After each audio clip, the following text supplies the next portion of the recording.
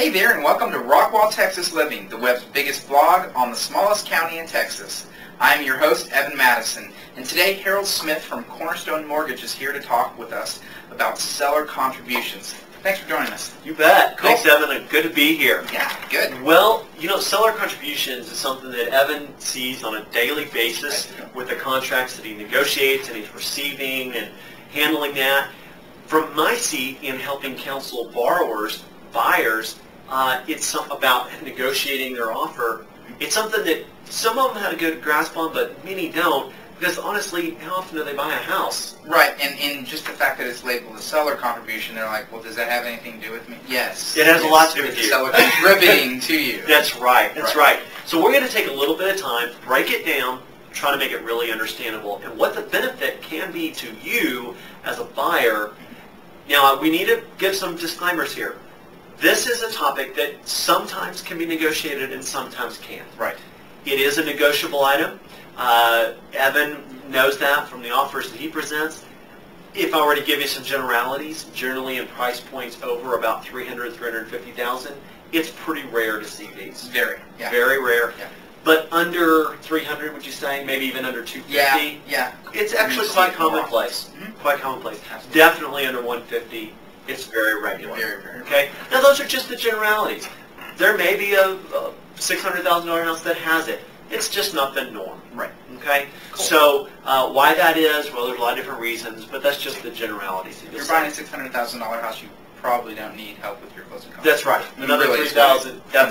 That's right. Another $3,000 is probably not going to kill the deal or make the deal for you. So we're going to talk about that. We're going to use a little bit of this whiteboard because it really helps to understand. And we're going to use a $300,000 house. Do not at all take that to mean this only applies to that. It's just a starting point. It was simpler math. This could be a $200,000 house. It could be a $150,000 house. It could be a $50,000 house. Okay? But now I should also tell you that there are some guidelines about the maximum amount or percentage that a seller contribution can be. Okay. The type of loan program you're doing will dictate that. FHA loans, you can use a little bit higher percentage. Conventional loans, it's a little less. It depends on the down payment. A lot of factors there, but Evan and I work together to try to help get that narrowed down for you. Great. So let's just take a scenario here. Let's assume that you were going to buy this house with no seller contributions. Wasn't even going to be brought up. Okay. Let's assume the sales price was $300, and again, infuse your own dollar figure there. Sure. Okay? Let's assume closing costs were $6,000.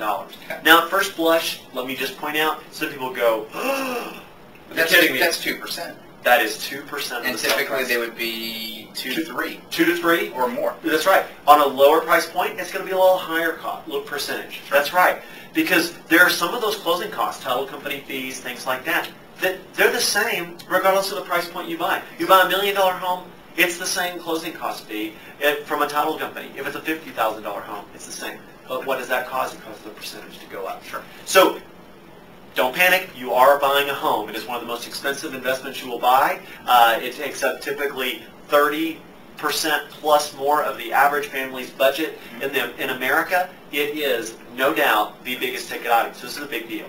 But it is the American dream, and it's typically a very, very safe investment. That's exactly right. It's exactly right, especially here in Texas, fortunately. Oh, gosh. I'm Yes, so glad. exactly. So let's just assume closing costs were $6,000. Let's assume you were doing 5% down payment. That would be $15,000. Well, to buy that house, what would you need to bring to the table? $6,000 closing costs plus the down payment of 5%. Cash due from you, $21,000. Okay. Okay? Simple math. Simple math. Let's assume that you negotiated the same house, but you negotiated a seller contribution into that home. Okay. Now notice the sales price I have raised by $6,000. $306. Okay? Closing cost of $6,000 less the closing cost paid by the seller. That basically negates that $6,000. Yep. Okay? Parentheses, negative.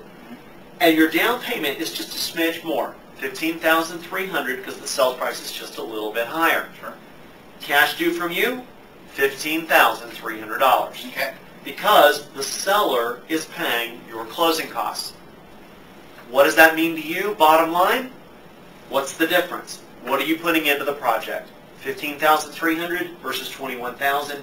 That means $5,700 is cash is left over in your pocket to do with what you want. Okay. You know, you might buy a house, and you might want to buy a couch. Right. I know it's radical. Refrigerator. Yeah, you might want to do. You may want to get some mini blinds, shutters, Sure. whatever. Get granite countertops, whatever that is. You may want to make some little adjustments, or just simply moving. So seller contributions, it helps with that concept of cash flow, not being cash poor when you're getting into a house, and so it can be a good thing. And it doesn't, just to point out, it doesn't always have to be on top of a sales price. If a seller is willing to take less, this could be a $300,000, and they could still give $6,000, and so then they would modify some of these numbers a little bit. That's exactly right. To your betterment. Yeah. That's exactly right. So that's the basic concept of seller contribution. Now, if a borrower's got, in this case, $90,000 just sitting in their savings account, I'm going to tell them it doesn't matter. Right. It doesn't matter. But in some cases, they've got the down payment, but maybe in today's market, maybe a lot of it was in their investment accounts. Sure. And you know the stock market's gone down over this last year, and they go, you know, I really don't want to sell right now because I would seal in those losses. Mm-hmm. So I've got this money over my savings account. I just want to take as little as possible and leave it so that as this market, stock market, bond market rebounds, I can take advantage of those gains. Okay. That has nothing to do with the amount of money you've got. That's just opportunity cost. But this is something you can talk with them about over the phone or email or in your office and kind of look at their individual scenario. He'll talk with you about your specific scenario and say what probably is the best thing for you, because everybody's situation is different. That's exactly right. Okay. We hope this helps in explaining, understanding what that means, how that works. And of course, if you have questions, let me know. Ask Evan, and we'll go from there. We're going to put your information actually below the video blog on our site, so they can feel free to contact him. Go to his website. There's a pre-qualify thing on the top left-hand side when you get to his website. That's great. And that gives you the information you need, and we'll put Harold's contact information too. Great. Thanks for coming and talking to us about so much, sellers' Evan. contributions. Appreciate that. Bye-bye. We're learning a little bit more about Rockwall, Texas together every day. We'll see you next time.